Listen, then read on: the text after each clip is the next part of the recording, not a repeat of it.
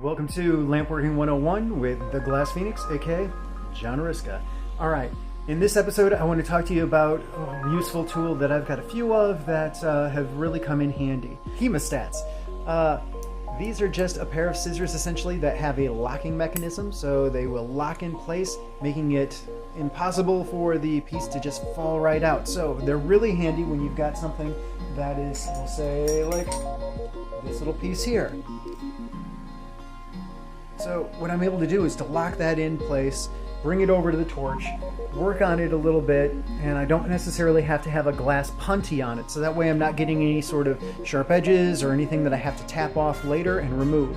The hemostats are not a 100% thing that you need in your day-to-day, but they're really nice to have. Now this one's just got a flat edge on it. It's really nice to be able to stick that together, and then you can grab onto things like marbles and flat things. Because it's got that hole in there, it'll naturally grab onto the spherical surface of a small marble.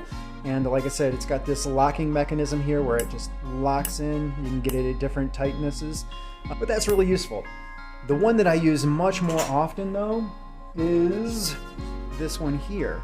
Now, you can see that it will hold a glass rod, because it's got a slightly different shape to the end here. This isn't an everyday piece that you have to have, a tool that comes in as an essential, but it's really nice to have, and I would check one out, because especially the one for the glass rods, when you've got just one little bit of that color left over and you've got your hands full of glass already and you want to just keep working quickly and you're down to that last little nub, you don't have to weld down a punty. You can just grab up the hemostats, pinch it on there, and just keep on.